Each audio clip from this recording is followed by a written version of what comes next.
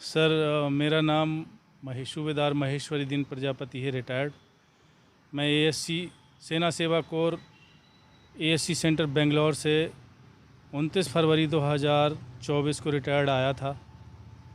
आने के बाद घर में मैं 2 मार्च को मैं अपने घर पैतृक घर पहुंचा था।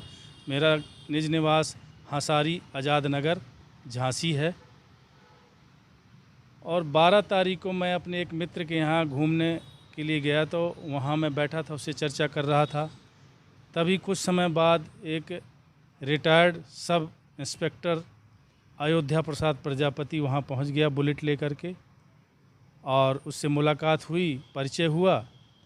और उन्होंने जो मेरे मित्र ने जो है उनसे परिचय करवाया कि ये साहब अभी रिटायर्ड आए हैं।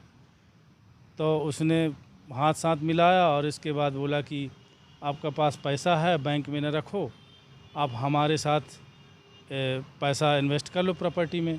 मेरा बेटा दीपेंद्र प्रताप सिंह प्रजापति, जो सीपरी बाज़ार नारायण प्लाजा में एक आरब नाम से रियल एस्टेट का बिजनेस करता है।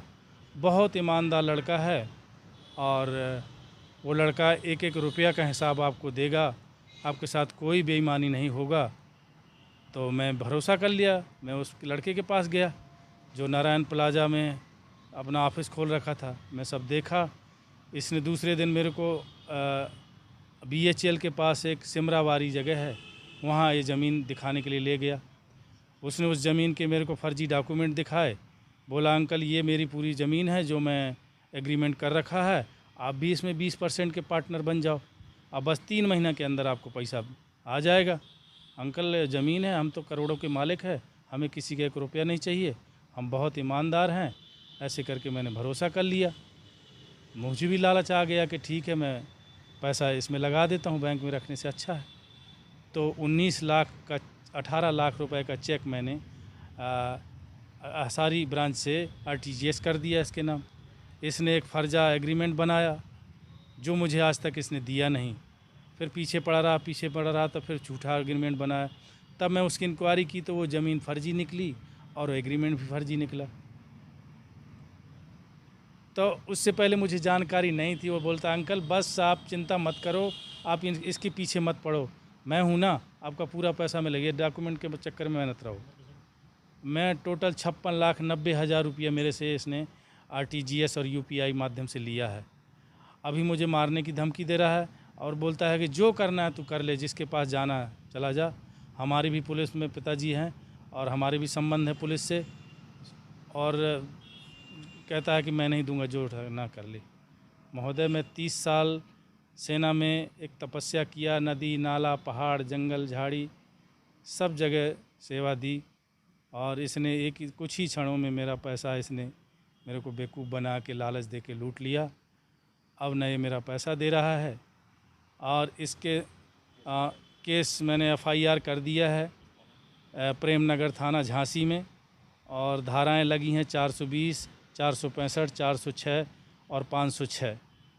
और पुलिस कह रही है कि इंक्वायरी करेंगे, और जब इंक्वायरी करेंगे फिर चार्जशीट दाखिल होगी। और एक हंसारी चौकी इंचार्ज राहुल इंस्पेक्टर को डिटेल किया गया है इस पर। 8 दिन हो गया, अभी तक कोई कार्रवाई नहीं हुई है। मैं चाहता हूं कि महोदय मेरे जान माल की सुरक्षा के साथ साथ मेरा जीवन भर का कमाई मुझे वापस मिले। मैं योगी जी से भी प्रार्थना करता हूं कि महोदय एक सैनिक की स्थिति के बारे में आप अच्छी तरह अवगत हैं कि हम लोग देश की सेवा में अपना सब कुछ न्यौछावर कर देते हैं और अपने परिवार को भूल जाते हैं उस समय। तो प्रशासन से, कलेक्टर साहब से, DIG साहब से, जो भी अधिकारी हैं, श्रेष्ठ अधिकारी हैं, उनसे यही प्रार्थना है कि मेरा पैसा मुझे दिला दें और इनसे हमारी सुरक्षा भी की जाए, क्योंकि इस बात को लेकर हमारा परिवार टूट चुका है। और अभी बाकी आगे कुछ नहीं कहना चाहता, बस पैसा मिल जाना चाहिए, क्योंकि उसके सारे सबूत हैं। मेरे पेंशन का पैसा है, और किस डेट में पेंशन में पैसा आया वो सारा स्टेटमेंट बैंक स्टेटमेंट मेरे पास है। बस इतना ही कहना चाहूँगा कि प्रशासन मेरा पैसा दिला दे। मेरे से गलती हुई है और गलती मैं मानता हूँ।